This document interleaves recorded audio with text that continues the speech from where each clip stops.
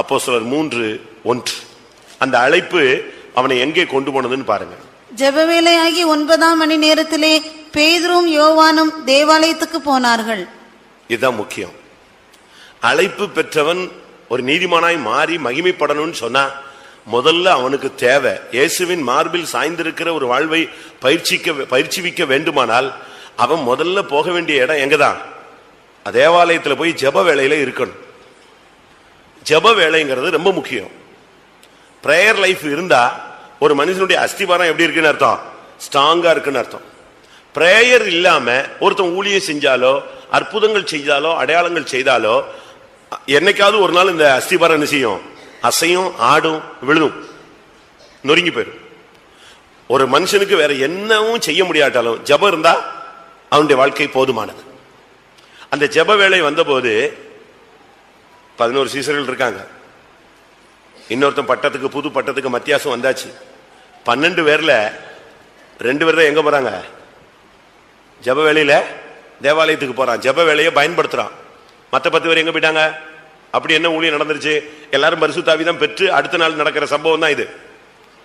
பெந்தேகோஸ்து நாள்ல பரிசுத்த ஆவி இறங்குது, அபிஷேகம் பெற்ற பின்பு முதல் நாள் ஊழியம் தொடங்குறதே மற்ற 10 பேரும் அபிஷேகத்தில் நிறைஞ்சாங்களே தவிர எங்க போல? நீ அபிஷேகத்துல குதிக்கலாம், ஆடலாம், பாடலாம், எல்லாம் பண்ணலாம். ஆனா ஜெபிக்கலன்னா ஒரு பிரயோஜனம் கிடையாது. நல்லா புரிஞ்சுக்கோங்க. நீங்க அபிஷேகத்துல நிரம்புறது தவறு கிடையாது, நல்லது. ஆனா அபிஷேகத்துல 10 பேர் நிரம்பினாங்க, 120 பேர் அபிஷேகத்தை நிரப்பினார்கள். அதுல 12 சீசர்களும் இருந்தாங்க. யூதாசுக்கு பதிலா மத்தியாஸ் வந்துட்டான். 12 பேர் இருந்து அபிஷேகம், 120 பேர் அபிஷேகம் பெற்றாச்சு, எல்லாம் முடிஞ்சது. ஆனா அடுத்து ஜெப வேலைன்னா அபிஷேகம் பெற்ற யாரையும் காணும். யார் வந்தா? யார் வந்தது? பேதுருவும் யோவானும் தான் ஜெபத்துக்கு வந்தாங்க. நம்முடைய வாழ்க்கையில எவ்வளவுதான் அபிஷேகம் இருக்கட்டும், நல்லது, அது பரிசுத்த ஆவியானுடைய கிருபை. ஆனா அதே நேரத்தில் ஜெபத்துக்கு நீ எவ்வளவு வேல்யூஷன் கொடுக்கறியோ அதான் முக்கியம். அதுதான் உன் வாழ்வை நீதிமானாய் மாற்றும், அதுதான் உன் வாழ்வை மகிமைப்படுத்தும். யோவானுக்கு இந்த பிராக்டிஸ் இருந்துச்சு. எங்க சுத்தினாலும் சரி ஜெப வேளையில எங்க வந்து உட்கார்ந்துருவான்? தேவாலயத்தில் வந்து உட்கார்ந்துருவான். ஏனடா தேவ சமூகம் அவனுக்கு இன்பமா இருந்தது. எப்படி இயேசு உயிரோடு இருக்கும் பொழுது அவருடைய மார்பில் சாய்ந்திருந்தானோ அதே போல ஜெப நேரத்தில் இயேசுவின் மார்பில் சாயக்கூடிய பிராக்டிஸ் அவன் நெஞ்சுக்கிட்டு இருந்தான், பெற்றுக்கொண்டான். அன்னைக்கு நிதர்சனமாக அவருடைய மார்பில் சாய்ந்திருந்தான். ஆனா அதுக்கு பிறகு அதர்சனமாக அவருடைய மார்பில் சாய்ந்த வாழ்க்கையை அவன் பயிற்சிவித்தான். நமக்கு இந்த நாட்கள் அப்படி இருக்கா? நம்முடைய வாழ்வு மகிமையாய் மாறணும்னு சொன்னா, நம்முடைய அழைப்பை நம்ம காத்துக்கொள்ளணும்னு விருப்பப்பட்டீங்கன்னா முதலாவது பிரேயர் லைஃபை கரெக்ட் பண்ணு, ஜெபம். 2வது, அப்படி அவன் ஜெபத்துக்கு போன போதுதான் கர்த்தர் அவனை மகிமைப்படுத்தினார். அற்புதம் நடந்தது. அங்கதான் எது நடந்தது? சப்பானி ஃபர்ஸ்ட் அற்புதம். அதாவது இயேசுவின் காலத்துக்கு பின்பு பரிசுத்த ஆவி ஊற்றப்பட்ட பின்பு முதல் அற்புதமே எங்கதான் நடக்குது? அங்கதான் இறங்குது. ஃபர்ஸ்ட் சும்மா 40 வருஷமா சப்பானியா இருந்த ஆளை ஒரே செகண்ட்ல இவங்க நினைச்சிட்டாங்க, தூக்கி விட்டு அற்புதத்தை நிகழ்த்திட்டாங்க. தேசமே அசைஞ்சு போச்சு. நீ ஜெபத்துக்கு மதிப்பு கொடுத்தா கர்த்தர் உன்னை மகிமைப்படுத்துவார். அதான் முக்கியம். ஏசு ஒரு ஜெபம் பண்றாரு, பிதாவே என்னை மகிமைப்படுத்தும், ஒரு பிரேயர். உடனே பதில் என்ன வந்துச்சு? மகிமைப்படுத்தினேன், இன்னும் நான் உம்மை மகிமைப்படுத்துவேன். நம்முடைய வாழ்க்கையில நீங்க ஜெபத்துக்கு மட்டும் நீங்க முக்கியத்துவம் கொடுத்துக்கிட்டே இருங்க. எவ்வளவு நேரம் முடியுதோ அவ்வளவு நேரம் தேவ சமூகத்துல நீங்க உட்கார்ந்துருங்க. அப்படி நீங்க தேவ சமூகத்துல நீங்க பயிற்சி வச்சுட்டீங்கனாலே உங்களுடைய வாழ்க்கை மகிமையாய் மாறும். அப்போஸ்தலர் நடபடிகள் 10ஆம் அதிகாரத்துல பாத்தீங்கன்னா, ஒரு பக்கத்துல கொர்நேலியு ஜெப வேளையில ஜெபத்துல இருக்கிறான், இன்னொரு பக்கத்துல பேதுரு ஜெபத்துல இருக்கிறார். இங்க இவன் ஜெபிக்கும் பொழுது இவனுக்கு வெளிப்படுத்தல் கிடைக்குது, அங்க அவன் ஜெபிக்கும் போது அவனுக்கு ஒரு வெளிப்படுத்தல் கிடைக்குது. ஏனென்றால் ஜெப நேரம் தேவன் மனிதனை சந்திக்கும் நேரம். அப்போஸ்தலர் 10ஆம் அதிகாரத்தில் நீங்க படிச்சு பாருங்க. ஜெப வேளையில் 3ஆம் வசனம், பகலில் ஏறக்குறைய 9ஆம் மணி நேரத்திலே தேவனுடைய தூதன் தன்னிடத்தில் வரவும். 9ஆம் மணி நேரம்னா என்ன டைம் சொல்லுங்க? அது ஜெப. அப்போஸ்தலர் 3ஆம் அதிகாரம் 1ஆம் வசனத்துல அப்படித்தானே இருக்கு, ஜெப வேளையாகிய 9ஆம் மணி நேரம். கரெக்ட். அப்ப ஜெப வேளையாகிய 9ஆம் மணி நேரத்துல கொர்நேலியு எங்க உட்கார்ந்து இருக்கிறாரு? ஜெபத்துல இருக்கிறான். தேவ தூதன் வந்து அவனுக்கு என்ன செய்யறான்? பதில் கொடுக்கிறான். 9ஆம் வசனம், மறுநாளிலே அவர்கள் பிரயாணப்பட்டு அந்த பட்டணத்துக்கு சமீபித்து வருகையில் பேதுரு 6ஆம் மணி நேரத்திலே ஜெபம் பண்ணும்படி மேல் வீட்டில் ஏறினான். ஜெபம் தாங்க ஊழியக்காரங்களை மேன்மைப்படுத்துனுச்சு. ஜெபம் தான் ஒரு விசுவாசிய மேன்மைப்படுத்தும். நீ எவ்வளவு நேரம் ஜெபிக்கிறியோ அவ்வளவுக்கு நேரம் உனக்கு கிருபை கிடைச்சுக்கிட்டே இருக்குன்னு அர்த்தம்.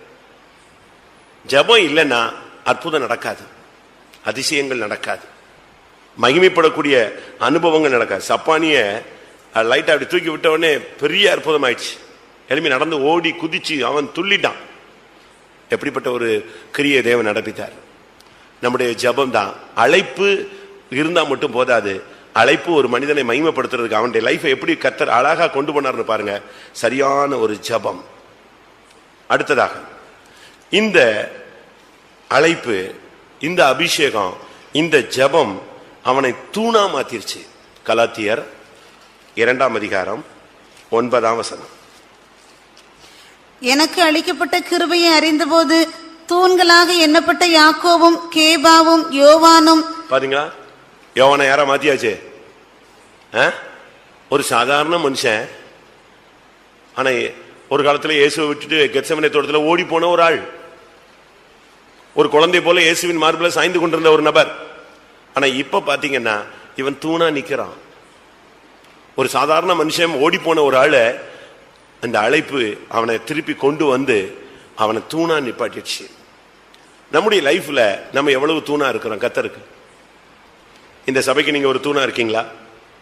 தேவனுடைய வீட்டுக்கு நீ ஒரு தூணா இருக்கிறாயா? இந்த உபதேசத்துக்கு நீங்க ஒரு தூணா இருக்கிறீங்களா? தூண் அது ஒரு சப்ஜெக்ட், அது டைம் கிடைக்கும் போது நம்ம சிந்திக்கலாம். இந்த உலகத்துல நீ சபைக்கு தூணா இருந்தா பரலோகத்துல உன்னை யாரா மாற்றுவாரு? தூணாய் மாற்றுவார். வெளிப்படுத்தல நீங்க படிச்சு பாருங்க, 2ஆம் அதிகாரம். தேவனுடைய ஆலயத்தில் நான் உன்னை தூணாக்குவேன். 3ஆம் அதிகாரம் 12ஆம் வசனம். ஜெயங்கொள்ளுகிறவன் எவனோ அவனை என் தேவனுடைய ஆலயத்திலே தூணாக்குவேன். தூணாக்குவேன். இந்த உலகத்துல நீ இந்த சபையில நீ தூணா நின்னாதான் பரலோக ராஜ்யத்துல உன்ன ஒரு தூணா மாற்ற முடியும். இங்க நீ என்ன செய்யறியோ அதுதான் அங்க. இங்க கட்டுகிறது அங்கே கட்டப்படும். அப்ப இங்க நீ தூணா கட்டி நிறுத்திட்டு நிப்பாட்டியாச்சுன்னா நீ பரலோகத்துல தூணாய் நிற்பாய். ஒரு சாதாரண மனுஷனை எப்படி ஒரு மறுரூபம் சொல்லுகிறது, இந்த உலகத்தை விட்டு நம்ம மறுரூபமாக்கி பரலோகத்துக்கு போறது ஒரு பகுதி. ஆனா இப்பமே அந்த மறுரூபம் நடக்கணும். சரிதானா? ஆவியா இருக்கிற கர்த்தராலே அந்த சாயலாகத்தானே மகிமையின் மேல் மகிமை அடைந்து மறுரூப படுகிறோம். ரோமர் 12:1 சொல்லி இருக்கிறது. 1:2 மனம் புதிதாகிறதுனாலே மறுரூபம் ஆகுங்கள். வாசிங்க, 2ஐயும் அடைகிறோம் ஆகுங்கள். நாம் எல்லாரும் திறந்த முகமாய் கர்த்தருடைய மகிமையை கண்ணாடியிலே காண்கிறது போல கண்டு ஆவியாய் இருக்கிற கர்த்தரால் அந்த சாயலாகத்தானே மகிமையின் மேல் மகிமை அடைந்து மறுரூபப்படுகிறோம். அடுத்து ரோமர் 12:2 நீங்கள் இந்த பிரபஞ்சத்திற்கு ஒத்த வேஷம் தெரியாமல் தேவனுடைய நன்மையும் பிரியமும் பரிபூர்ணமான சித்தம் என்னதென்று பகுத்தறியத்தக்கதாக உங்கள் மனம் புதிதாகிறதுனாலே மறுரூபம் ஆகுங்கள். இந்த உலகத்திலே நீ மறுரூபம் ஆகணும். ஒரு சாதாரண மனுஷனா இருக்கிற நீ இந்த உலகத்திலே நீ ஒரு தூணாய் மாறணும், ஒரு ஜெப வீரனாய் மாறணும், அற்புதம் செய்யும் சக்தி உள்ளவனாய் மாறணும், இயேசுவோடு இணைந்து நிற்கக்கூடிய ஒரு தூணாய் நீ மாறணும். அசைஞ்சிடக்கூடாது, நீங்க விட்டுறக்கூடாது. உங்களுடைய உறுதித்தன்மையை நீங்க எந்த சூழ்நிலையிலையும் இழந்து விடக்கூடாது. யோவான் கிருபை பெற்றவன், கர்த்தரிடத்திலிருந்து கிருபை பெற்ற மனுஷன். அவனுடைய அழைப்பு அவனை எப்படி உருவாக்கிச்சுன்னு பாருங்க. அவனுடைய 12 பேருக்குள்ள இவனுடைய மாற்றங்களை பாருங்க. அந்த அழைப்பு கிடைத்தது. அடுத்ததாக அவன் ஜெப வேலையை பயன்படுத்தினான். அதான் அவனுடைய அடுத்த மறுரூபம். அடுத்து அவனை தூணா மாத்திருச்சு. என்ன வந்தாலும் சரி ஸ்ட்ராங்கா நிப்பான், தைரியமா நிப்பான். அபிஷேகம் கிடைச்ச பிறகு பயங்கர போல்ட் ஆயிட்டாங்க. அப்போஸ்தலர் நடவடிக்கைகளை நீங்க படிச்சு பாருங்க, 4ஆம் அதிகாரம் 13ஆம் வசனத்துல மிகுந்த தைரியத்தோடு பேச ஆரம்பித்தான் யோவான். பேதுருவும் யோவானும் பேசுகிற தைரியத்தை அவர்கள் கண்டு. பாத்தீங்களா, பேதுருவும் யோவானும் பேசுகிற தைரியத்தை அவர்கள் கண்டார்கள். நீ தூணா நிக்கணும், தைரியமா நிக்கணும். வேலை ஸ்தலத்துல உனக்கு சின்ன பிரச்சனை உடனே அங்க பின்வாங்கிடக்கூடாது. குடும்பத்துல ஒரு சின்ன பிரச்சனை உடனே ஓடிடக்கூடாது. சபையில ஒரு சின்ன குழப்பம் உடனே நீ சபையை விட்டு ஓடிடக்கூடாது. நிக்கணும், தைரியமா நிக்கணும். என்ன வந்தாலும் நிக்கணும். என்னை போன்றவன் ஓடி போவானோ? ஓடலாமா? பின்வாங்கிறதுக்கு நம்ம இந்த சபைக்குள்ள வந்தோம். இந்த சத்தியத்தை அறிஞ்ச பிறகு உனக்கு ஒரு தைரியம் வரணும், சரியான போல்ட்னஸ் வேணும். என்ன வந்தாலும் நிக்கிற ஒரு தைரியம் இந்த நாட்கள்ல நமக்கு தேவை. ஆண்டவர் அறியாமல் நமக்கு ஒண்ணும் நடக்காது. அப்படி நடந்தாலும் தேவன் என்ன செய்வார்? பார்த்துக் கொள்வார். அவர்கள் பேதுருவும் யோவானும் பேசுகிற தைரியத்தை கண்டு அவர்கள் படிப்பறியாதவர்கள், பேதமை உள்ளவர்கள் என்று அறிந்தபடினால் ஆச்சரியப்பட்டார்கள். எவ்வளவு அருமையா பேசுறான். நம்ம இன்னைக்கு சத்தியத்தை பேச மாட்டோம், உபதேசத்தை பேச மாட்டோம். இன்னைக்கு நமக்கு அந்த தைரியம் இல்லை. நீங்கள் தைரியமாய் மாறணும். உங்களுடைய அழைப்பு உங்களை நீதிமான்களாய் மகிமைப்படுத்த வேண்டுமானால் நீங்க இந்த நாட்கள்ல தூணாய் மாறுங்க. நம்ம எத்தனை பேர் தூணா மாறி இருக்கோம்னு எனக்கு தெரியல. எத்தனை பேருக்குள்ள அந்த உறுதித்தன்மை வந்திருக்குன்னு தெரியல. எத்தனை பேர் இன்னும் சத்தியத்தில் உறுதி இல்லாத தன்மை உள்ளவர்களாக இருக்கிறீர்கள் என்று உங்களுக்கு தான் தெரியும். நம்முடைய வாழ்க்கையில ரொம்ப முக்கியமானது நமக்கு நல்ல வெளிப்படுத்தல் கிடைக்கணும். இந்த அழைப்பு அவனுக்கு நல்ல ஒரு வெளிப்படுத்தல கிடைச்சது. அவனை தூக்கி பத்மு தீவுல அனுப்பிட்டாங்க. பத்மு தீவுங்கிறது ஒரு நாடு கடத்தப்படக்கூடிய ஜனங்கள் போய் கிடக்கிற ஒரு இடம். அந்த நாட்கள்ல இங்க இந்தியாவில் தப்பு பண்ணவனெல்லாம் எங்க கொண்டு போய் விட்டுருவாங்க? அந்தமான்ல கொண்டு போய் விட்டுருவாங்க. அங்க ஒரு சிறை இன்னைக்கு இருக்கு.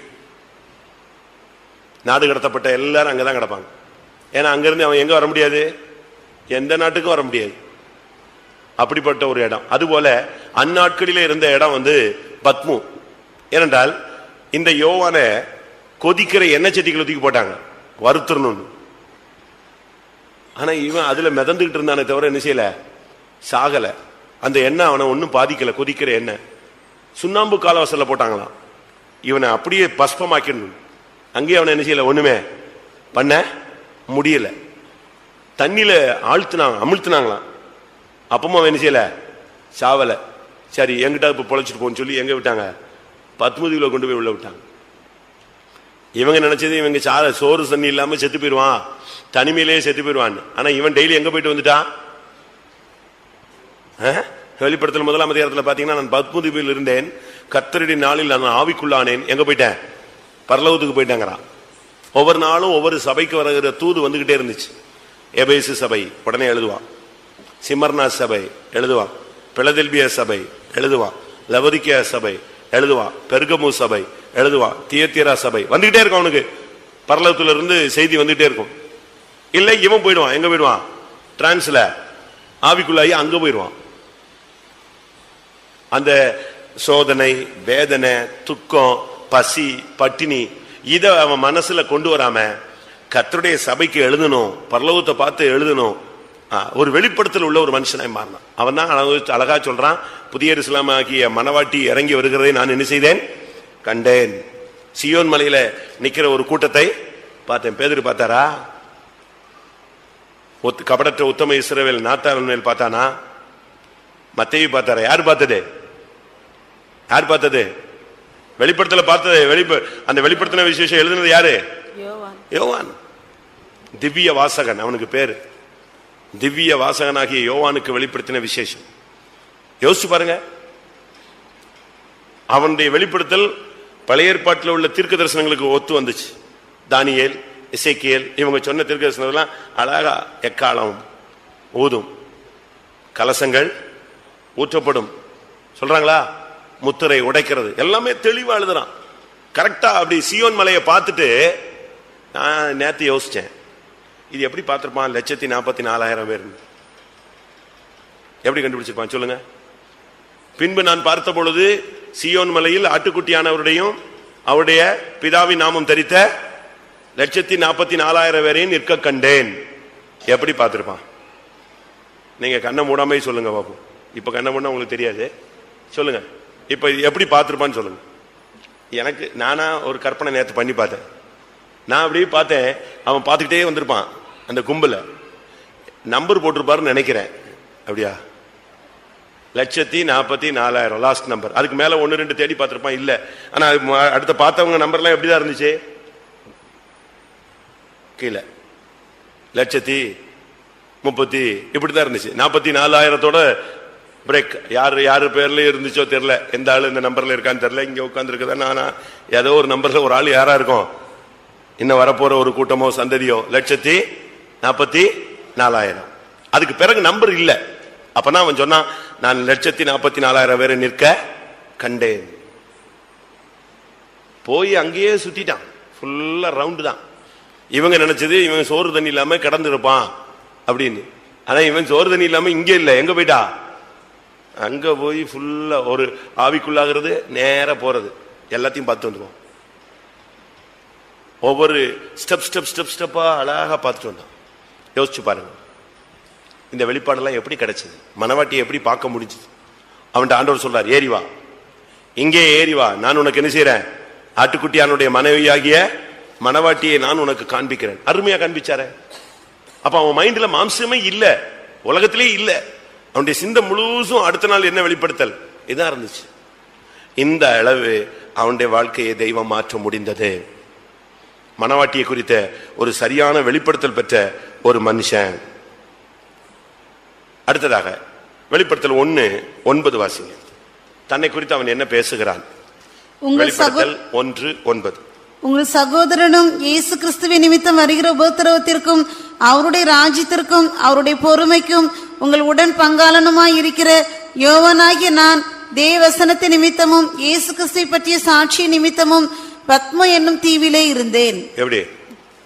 கிறிஸ்துவின் நிமித்தம் வருகிற உபத்திரவத்துக்கு பங்காளி, அவருடைய ராஜ்யத்துக்கு பங்காளி, அவருடைய பொறுமைக்கு உடன் பங்காளன். அவன் தான் யாரு? யோவான். சுவிசேஷம் எழுத சொன்னா எழுதுவான், நிருபம் எழுத சொன்னா எழுதுவான், வெளிப்படுத்தின விசேஷம் எழுத சொன்னா எழுதுவான். அவனுக்கு கர்த்தரை குறித்து தானே. நீங்க அவனுடைய நிருபங்களை படிச்சு பாத்தீங்கன்னா முழுவதும் அன்பு. அன்பை பத்தி அதிகமா எழுதுனது யார் தான்? அவன் தான். பேதுரு விட்டு ஆண்டவர் பேசுறார், நீ என்ன நேசிக்கிறாயா, அவனுக்கு நீ என் ஆட்டுக்குட்டிகளை மேய்ப்பாயாக, ஆடுகளை மேய்ப்பாயாக, இப்படி வரிசையா சொல்லிட்டு வரும்போது யார் வந்துட்டா? யோவான் வந்துட்டான். உடனே இவன் சொல்றான், இவன் காரியம் என்னன்னு கேட்கறான். அப்ப அவர் சொன்னாரு, உன் காரியமே இங்க தடுமாறிட்டு இருக்கு. அவன் நான் வருமளவும் கூட என்ன செய்வான்? உயிரோட இருப்பான். அதை பத்தி உனக்கு என்ன கவலை? நீ என்னை பின்பற்றி வாழ்னார். அதை வச்சுக்கிட்டு உடனே ஒரு கதையை கிளப்பிடுச்சு. யோவானுக்கு என்ன கிடையாது? மரணமே கிடையாது. ஏசு வர்ற வரைக்கும் அவன் என்ன செய்வான்? உயிரோட இருப்பான் அப்படின்னு சொல்லிட்டு நம்ம ஆளுங்க கைலாச மகரிஷி அவன் இவன் எல்லாருமே யார் தான்? யோவான் சொல்லிட்டு அலைவாங்க. எங்கேயோ இருக்காரு யோவான். அப்படி அல்ல. யோவானுக்கு மரணம் இல்லைன்னு சொல்ல, இருந்தால் உனக்கு என்னன்னு கேட்டாரு. அப்படி இருந்தா உயிரோட இருக்கிறான்னா அதையும் வேதம் அழகா என்ன செஞ்சிருக்கோம்? சுட்டி காட்டியிருக்கு. நம்முடைய வாழ்க்கையில இந்த நாட்களில நாம் எதற்கு பங்காளிகள்? அவன் சொல்றான், அவருடைய பொறுமைக்கு பங்காளி, அவருடைய பாடுகளுக்கு பங்காளி. அவன் அழகா பேசுறான், அவருடைய ராஜ்யத்துக்கு நாம் பங்காளி, நமக்கு அவருடைய உபத்திரவத்துக்கு பங்காளிகள், பாடுகளுக்கு பங்காளிகள். அவனுடைய வாழ்க்கையில பயங்கரமான பாடுகள்லாம் இருந்துச்சு. அந்த பாடுகள் எல்லாம் அவன் சகிச்சான். மரியாளை கடைசி வரைக்கும் வச்சு அந்த மரணம், மரியாளுடைய மரணத்துக்கு எல்லா அப்போஸ்தலர்களும் வந்தாங்களாம். நீங்க ஹிஸ்டரியை படிச்சு பார்த்தா தெரியும். தோமாவுக்கு இந்தியாவுக்கு சீட்டு விழல ஃபர்ஸ்ட். நீங்க படிச்சு பாருங்க. வேற ஒரு நாட்டுக்கு நெஞ்சிருந்தாரு, போயிருந்தாரு, சீட்டு விழுந்து. மரியாளுடைய மரணத்துக்கு எல்லாரும் வந்தாங்க. அந்த மரணம் முடிஞ்ச உடனே திருப்பி சீட்டு போடும்போது தான் தோமாவுக்கு எங்க வருது? இந்தியாவுக்கு சீட்டு விழுந்து இங்க வர்றாரு. நீங்க அதை வீட்டில் போய் எங்காவது புக்ஸ் இருந்தா வாங்கி படிச்சுக்கோங்க. இப்படி முழுவதும் தன்னுடைய பராமரிப்புல வச்சு தன்னுடைய ஊழியத்தை, இயேசு சிலுவையில் கொடுத்த ஊழியத்தை அப்படியே நிறைவேற்றின மனுஷன் தான் யாரு? யோவான். நமக்கு இப்படிப்பட்ட அனுபவம் இருக்கா? சொந்த அம்மா அப்பாவையவே கடைசி வரைக்கும் பார்க்கறதுக்கு நமக்கு நாதி இல்லை. அப்படித்தானே? பெத்த தாய் தகப்பனையே இன்னைக்கு நம்முடைய விசுவாசிகள் கூட பார்க்கறதுக்கு ரொம்ப யோசிக்கிறாங்க. ஊழியத்தில் ஒரு ஆள் வியாதிப்பட்டா ஒரு ஆளும் பார்க்க மாட்டாங்க. ஊழியத்தில் சொல்லுவாங்க, இருக்கிற வரைக்கும் ஷைன் பண்ணிக்கலாம், விழுந்தா தொலைஞ்சுது. அப்படிதான் இருக்கு இன்னைக்கு. இந்த ஹாஸ்பிட்டாலிட்டி, அதாவது உபசரிப்பு, சர்வீஸ் மைண்ட் எல்லாம் இன்னைக்கு ரொம்ப குறைவு. பெத்த தாய் தகப்பனையே கவனிக்க மாட்டேங்கிறாங்களே. அப்படி இருக்கும்போது மரியாதை யார் பார்த்தது?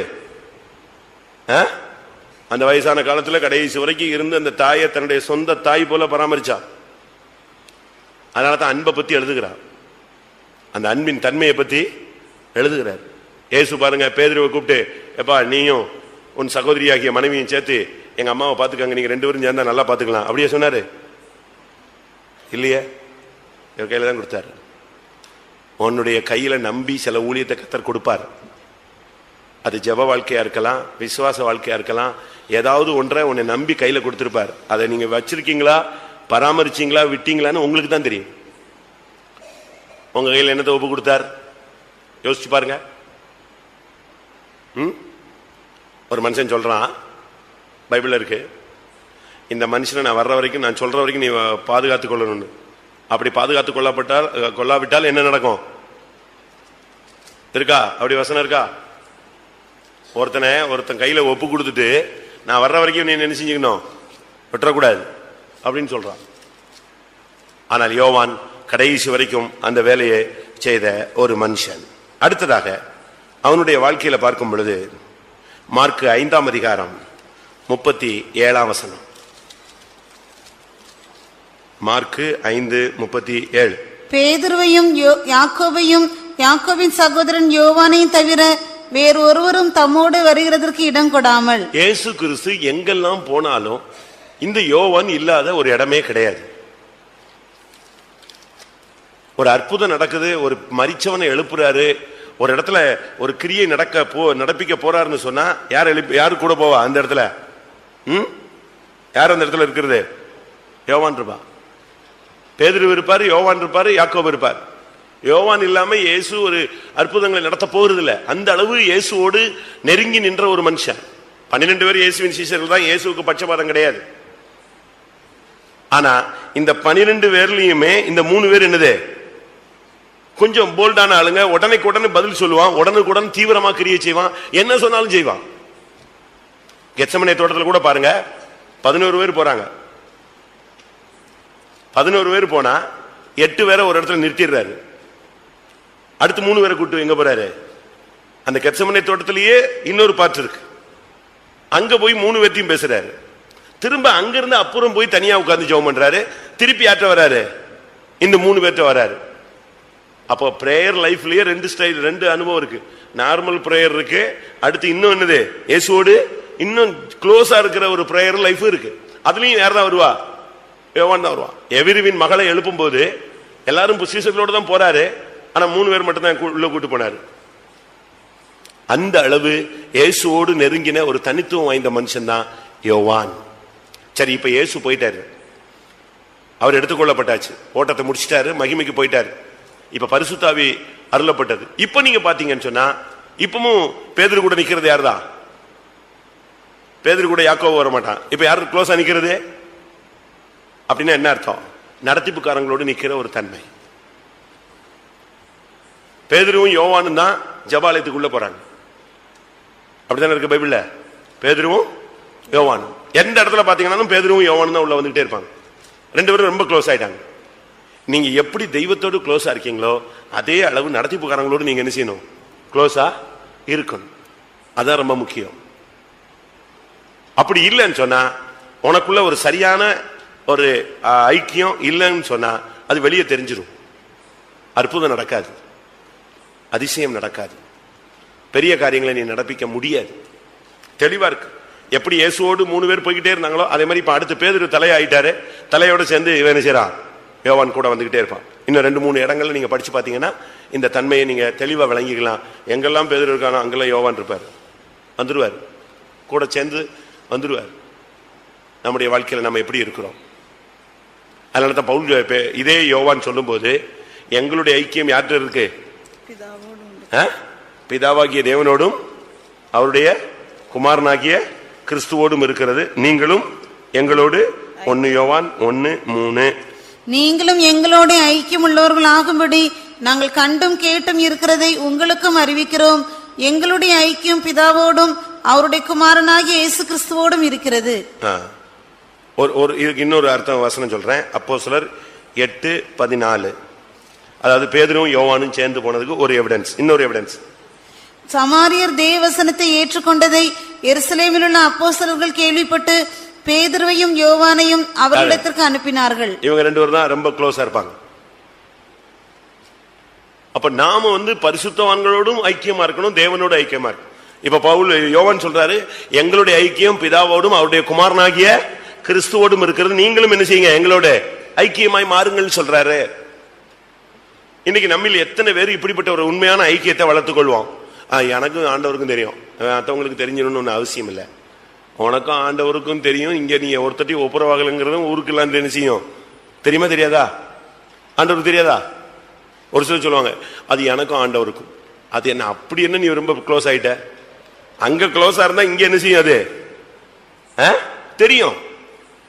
நீ தேவனோட ஒப்புரவாக இருக்கிற அப்படின்னு சொன்னாலே நீ யாரோட ஒப்புரவாயிடுவ? மனுஷனோடு ஒப்புரவாகி விடுவாய். நீ தேவனோடு ஒப்புரவாகாத ஒரு மனுஷன் யாரோட ஒப்புரவாக முடியாது? மனுஷனோடு ஒப்புரவாக முடியாது. மனுஷனோடு ஒப்புரவான மனுஷன் தேவனோடு நிச்சயமாய் நிச்சயமாய் ஒப்புரவா. அதுக்கு ஒரு வசனம் சொல்றேன். ராயனுக்குரியதை ராயனுக்கு கொடுக்கிறவன் தேவனுக்குரியதை நிச்சயமா தேவனுக்கு கொடுப்பான். தேவனுக்குரியதை ஒழுங்கா ஒருத்தன் கொடுக்கறான்னு சொன்னா அவன் ராயனுக்குரியதை நிச்சயமா ஒழுங்கா செலுத்துவான். தேவனுடைய காரியத்தில் உண்மையா இருந்தா அவன் உலக காரியத்தில் உண்மையா இருப்பான். உலக காரியத்தில் ஒருத்தன் உண்மையா இருந்தா நிச்சயமா அவன் தேவனுடைய காரியத்தில் எப்படி இருப்பான்? உண்மையாய் இருப்பான். இன்னைக்கு நம்முடைய வாழ்க்கை எப்படி இருக்கு? அவனுடைய வாழ்க்கையில் உள்ள ஒரு விசேஷம், இயேசுவோடும் க்ளோஸ். இயேசு எந்த இடத்துல எல்லாம் இருந்தாரோ அங்கெல்லாம் இவன் நிற்பான். இயேசுவை விட்டு அவனால போக முடியாது. எல்லாரும் ஓடுறாங்க, ஒருத்தன் மறுதளிக்கிறான். அதே அரண்மனையில் இன்னொருத்தன் வந்துகிட்டே இருக்கான். யாரு சொல்லுங்க? பைபிள் படிக்கலையா? யோவான் தான் உள்ள வந்துகிட்டே இருப்பான்.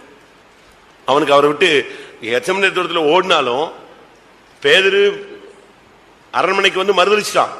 ஆனா இன்னொரு ஆள் உள்ள சுத்திக்கிட்டே வரான், குட்டி போட்ட பூனை மாதிரி பின்னாலேயே வரான். அவனுக்கு என்ன பண்ணன்னு தெரியல. யார் அவன்? யோவான். வாசிங்க பார்க்கலாம். அவனால சும்மா இருக்க முடியாது. இயேசுவை விட்டுட்டு மற்றவங்க எல்லாம் ஓடி ஒளிஞ்ச மாதிரிலாம் இருக்க முடியாது. ஏதோ மறுதளிச்சிட்டான், திருப்பி வர்றான். தேடி தேடி தேடி தேடி பின்னாலேயே வரான். அவருக்கு என்ன நடந்துச்சோ என்ன நடந்துச்சோ என்ன நடந்துச்சோ அவனால அவங்க இருக்க முடியாது. எடுத்தவர்கள் வாசிங்க. எப்படியாவது உள்ள வந்துருவான். அவனால அந்த இடத்துல நிக்க முடியாது. தெரியுமா?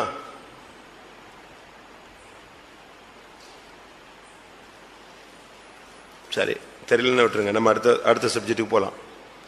நம்முடைய வாழ்க்கையில நாம் ஆண்டவரை பின்பற்றுகிறதுல சில நேரங்களில் தொய்வு விழுந்தாலும் நாம் அதை நிறுத்தக்கூடாது. திரும்பவும் என்ன செய்யணும்?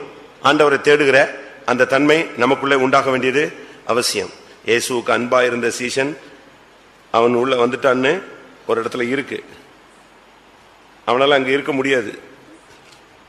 நீங்க 4 சுவிசேஷத்துல பாத்தீங்கன்னா இவன் வந்துருவான்.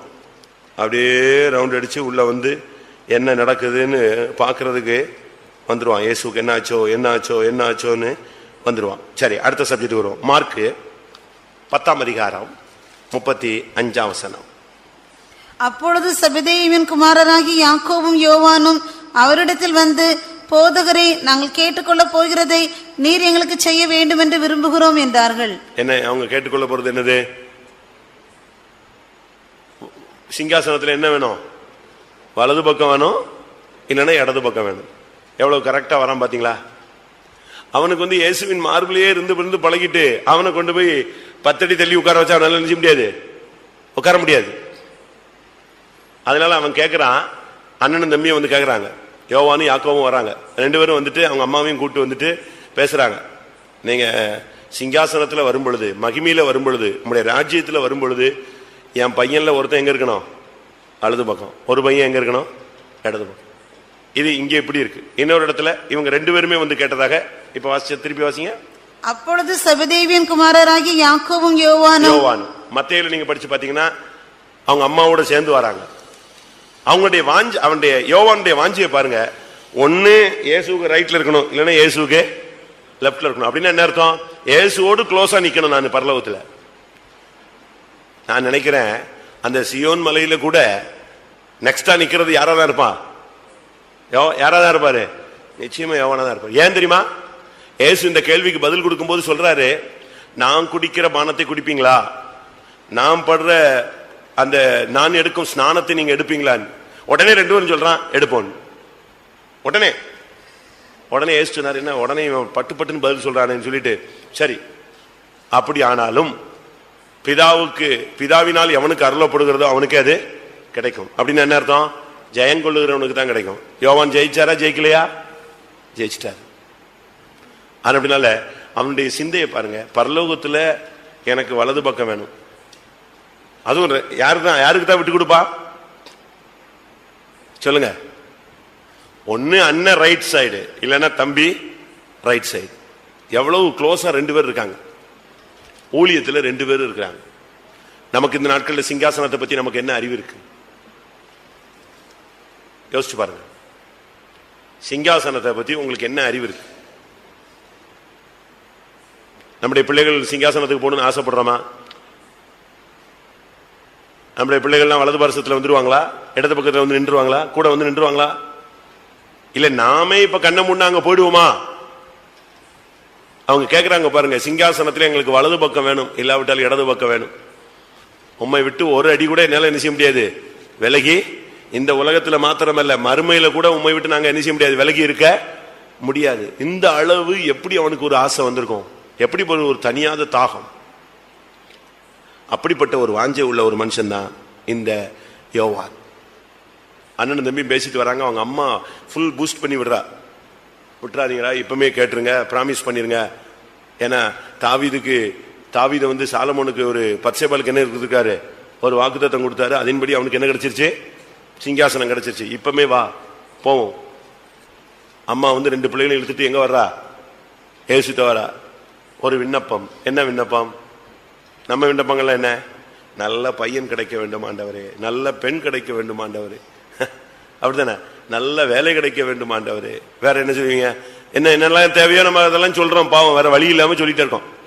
அந்த அம்மா பார்த்துச்சு, இவங்க ரெண்டு பேருக்கும் அழைப்பு கிடைச்சிருச்சு. இவங்களை இனிமே என்ன செய்ய முடியாது, கல்யாணம் கட்டி வைக்க முடியாது. அழைப்பு பெற்றவன் கல்யாணம் கட்டினானா கட்டினவனும் போச்சு, கட்டப்பட்டவனும் போச்சு. அதனால அந்த அம்மா பார்த்தாங்க, ரெண்டு பேருக்கும் அப்ப அழைப்பு கிடைச்சிருச்சு. இனி ரெண்டு பேரும் எங்க போய் சேரணும்? யோதாச மாதிரி எங்க நடு ரோட்ல போய் சேர்ந்துடக்கூடாது, விழுந்து போயிடக்கூடாது. அதனால இப்பவுமே பிராமிஸ் கேட்கறாங்க, வாக்குத்தத்தம் கேட்கறாங்க. எங்க பிள்ளைங்க ரெண்டு பேரும் வலது பக்கத்துலயும் இடது பக்கத்துல வந்து நிக்கணும். அந்த அளவு நீங்க ஒரு பிராமிஸ் கொடுங்கிற.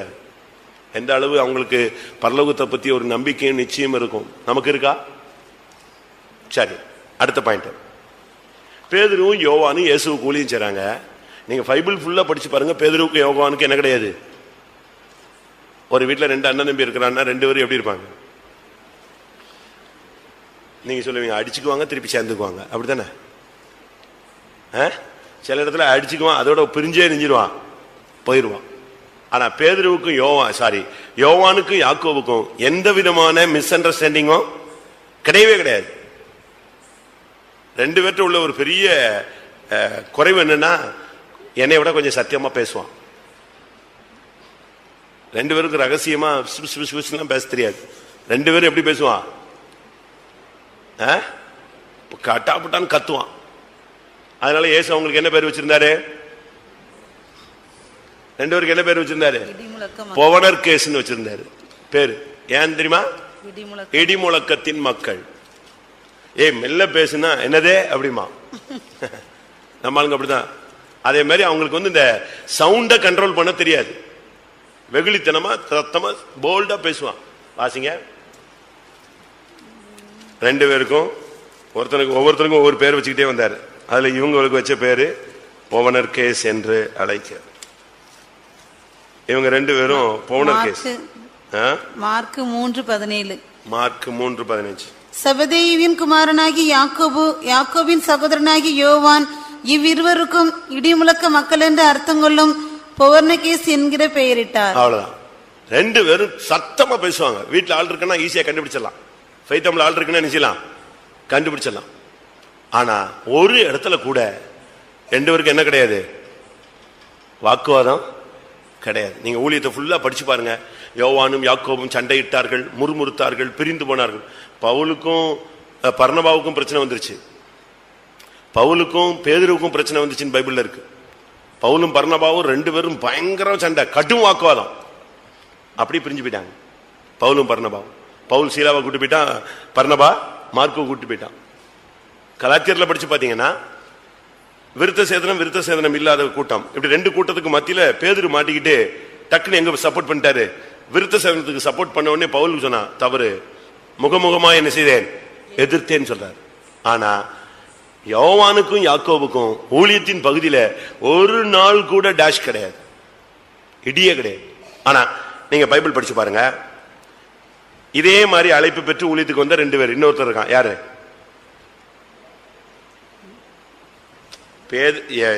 யோவானும் யாக்கோபும் வந்த மாதிரி இன்னும் 2 அண்ணன் தம்பி வந்திருந்தாங்க. யாரு? பேதுருவும் அந்திரேயாவும். இல்லையா? அந்திரேயா கிடையாது ஊழியத்துல? மத்தேயு 4:18. திருப்பி என்ன வாசிங்க. இயேசு கலிலேய கடலோரமாய் நடந்து போகையில் மீன் பிடிக்கிறவர்களாய் இருந்த 2 சகோதரராகிய பேதுரு என்னப்பட்ட சீமோனும் அவன் சகோதரன் அந்திரேயாவும். பாத்தீங்களா? ஆனா இவங்க 2 பேருக்கும் பிரச்சனை வந்துச்சு அப்படின்னு எங்க எழுதி இருக்கு. பேதுருவும் அந்திரேயாவும் இடிச்சுக்கிட்டாங்க, வாக்குவாதம் ஆயிடுச்சு அப்படின்னு எங்க இருக்கு? மத்தேயு 18:21. அப்பொழுது பேதுரு அவரிடத்தில் வந்து, ஆண்டவரே, என் சகோதரன் எனக்கு விரோதமாய் குற்றம் செய்து வந்தால் நான் எத்தனை தரம் மன்னிக்க வேண்டும்? 7 தரம் மட்டுமோ என்று கேட்டான். யார சொல்றாரு இப்போ? பேதுரு வந்து யார சொல்றாரு? என் சகோதரன் எனக்கு விரோதமா என்ன செய்யறான்?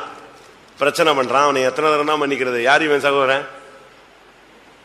யாரு? அந்திரேயா, ஆண்ட்ரூ தான். இவர் தான் இப்போ 2 பேருக்கும் இடிச்சுக்கிட்டே வந்துச்சு. அப்பதான் அவன் சொல்றான், இவனை எத்தனை தரம் தான் மன்னிக்கிறது? இவனும் ஊழியத்துல தான் இருக்கான், ஆனா பண்றதுல என்னது? எனக்கு ஆப்போசிட்டா என்னத்தையா பண்ணிட்டே இருக்கான். எத்தனை தரம் நான் மன்னிக்கிறேன்? அப்பதான் ஏசு சொன்னாரு, 7 தரம் அல்ல 70 தரம் நீ மன்னிக்கணும். ஆனா ஒரு இடத்துல கூட வந்து யோவான் வந்து, என் யாக்கோபு பெரிய தொல்லை பண்றான் சாமி, இவனையும் ஊழியத்துக்கு எடுத்துட்டீங்க, ஒண்ணு இவனை எடுங்க இல்லாட்ட என்னையே எடுங்க, அப்படி ஏதாவது சொன்னாரா? கிடையவே கிடையாது. சகோதர ஸ்நேகம், அன்பை பத்தி பேசிட்டு அன்பை செயல்படுத்தின ஒரு ஆள் அவன். அவன் தான் சொல்றான், தன் சகோதரனை பகைக்கிற எவனும் மனுஷ கொலைபாதகன் சொன்னான். அவன் தான் சொல்றான். அன்பை பத்தி நீங்க 1 யோவான் ஃபுல்லா உட்கார்ந்து படிச்சு பாருங்க. அன்புதான், முழுவதும் அன்பு. அந்த இடத்துல தான் சொல்றான், ஒருவன் அன்பா இருக்கிறேன் என்று சொல்லியும் தன் சகோதரனை பகைத்தால் அவன் எங்க இருக்கிறான்? இருளில் கிடக்கிறான். ஒளியில் இருக்கிறேன் என்று சொல்லி ஒருவன் சகோதரனை பகைத்தால் அவன் இருளில் கிடக்கிறான் சொன்னான். தன் சகோதரனை பகைக்கிற எவனும் மனுஷ கொலைபாதகன். ஏன் அப்படி பேசினாரு? அவன் சகோதரனை பகைச்சதே கிடையாது. யோவானுக்கும் யாக்கோபுக்கும் எந்த இடத்துலையும் ஒரு சின்ன மனஸ்தாபம் வந்தது கிடையாது. அந்த அளவு அவனுடைய வாழ்க்கை பாதுகாக்கப்பட்டது. கடைசியாக பஸ்கா, லூக்கா 22:8. அப்பொழுது அவர் பேதுருவையும் யோவானையும் அழைத்து, பாருங்க இந்த இடத்துலயும் 2 பேர் தான் சேர்ந்து வராங்க. வாசிங்க. இருக்கும் பொழுதே அவங்க ரொம்ப க்ளோஸ். நாம் பஸ்காவை புசிக்கும்படிக்கு நீங்கள் போய் அதை நமக்கு ஆயத்தம் பண்ணுங்கள் என்றார். பஸ்காவை ஆயத்தம் பண்றதுக்கு பேதுருவையும் யோவானையும் இயேசு அனுப்புகிறார். போய் பஸ்காவை ஆயத்தம் பண்ணுங்க. இவங்க 2 பேரும் பஸ்காவுக்குள்ள முக்கியமான ஆளுங்க.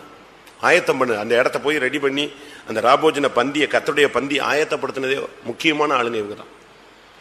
ஃபர்ஸ்ட் நான் நினைக்கிறேன் பேதுருவுக்கு அப்பத்தை கொடுத்திருப்பாரு. 2வது யாருக்கு கொடுத்திருப்பாரு? யோவானுக்கு தான் கொடுத்திருப்பாரு. ராபோஜனம் நம்முடைய ஊழியத்துல, நம்முடைய சபையில, நம்முடைய பரிசுத்தத்துக்கு முக்கியமான பகுதி. கர்த்தருடைய பந்தியில நீங்க என்ன ஆனாலும் சரி, செத்தாலும் இங்க வந்து விழுந்து செத்து அதை நெஞ்சிடணும், பங்கெடுக்கணும். ராபோஜனத்தை தவிர்க்கவே கூடாது.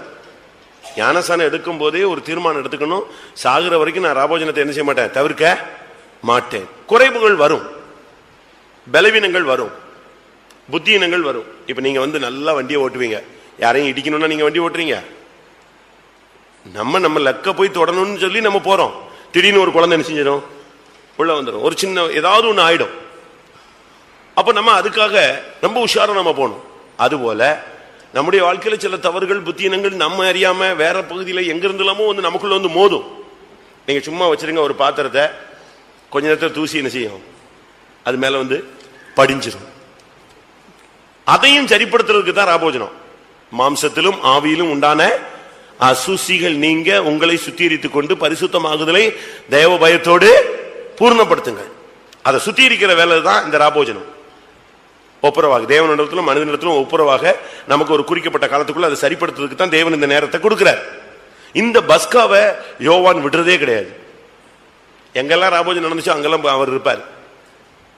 அந்த அப்பத்தை புசித்து அந்த இரத்தத்தை, அந்த ரசத்தை பானம் பண்ணினார். மாம்சத்தை புசித்து இரத்தத்தை பானம் பண்ணுகிறவனுக்கு நித்திய ஜீவன் உண்டு, அவனை கடைசி நாளில் நான் எழுப்புவேன். எப்படிப்பட்ட ஒரு வாழ்க்கை வாழ்ந்திருக்காரு நீங்க பாருங்க. யோவானை பத்தி நமக்கு எல்லாருக்குமே நல்லா தெரியும், ஓரளவு தெரியும். இப்ப நான் பிரசங்கம் பண்ணதை விட உங்களுக்கு இன்னும் எத்தனை எக்ஸ்ட்ரா பாயிண்ட்ஸ் இருக்கு.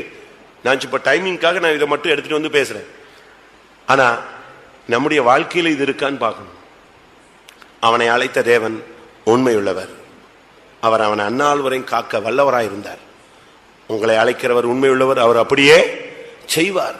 அழகா எல்லாரும் கண்களை மூடுவோம். கொஞ்ச நேரம் ஒரு 2-3 நிமிஷம் ஆண்டுடைய சமூகத்தில் நம்மை தாழ்த்தி ஒப்பு கொடுப்போம். ஆண்டவரே, ஒரு சாதாரண மண்ணான மனுஷனாகிய யோவானுக்குள்ள இவ்வளவு மகிமையான ஒரு வேலையை செய்யும் பொழுது எனக்குள்ளும் உம்மால் செய்ய முடியும் என்று நான் விசுவாசிக்கிறேன்.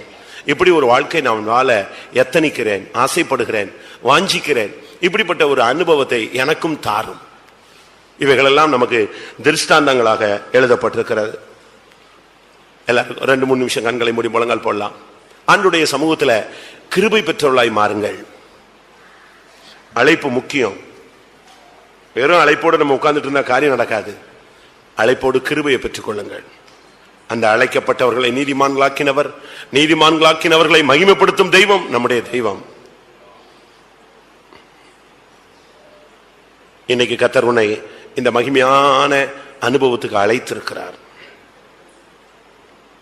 ஃபர்ஸ்ட் இந்த அழைப்பு உனக்குள்ள கரெக்ட் ஆகணுமா? இயேசுவின் மார்பில் சாயக்கூடிய வாழ்க்கை உனக்கு வேணுமா? உன் ஜெப வேலையை கரெக்ட் பண்ண.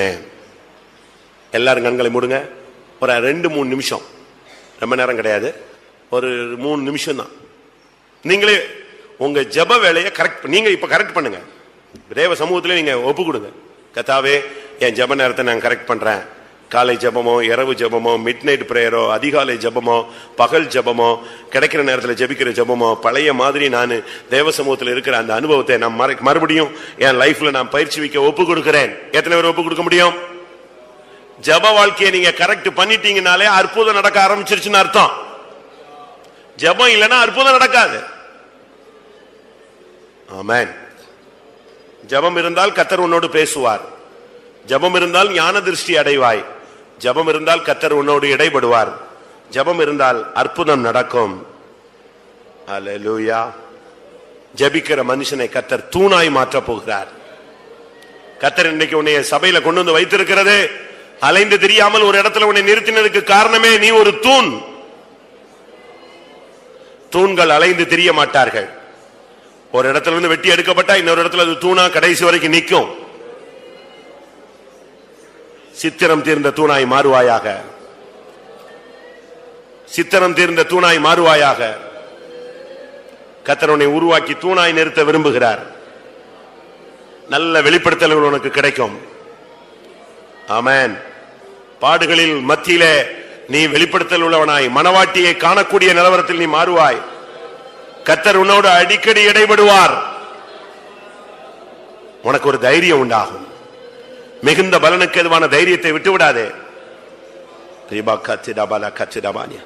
ஆண்டவரோடு நெருங்கி வா. பரிசுத்தவான்களோடு நெருங்கி வா. சிங்காசனத்தில் வலது பாரிசம் இடது பாரிசம் உனக்கு உண்டு.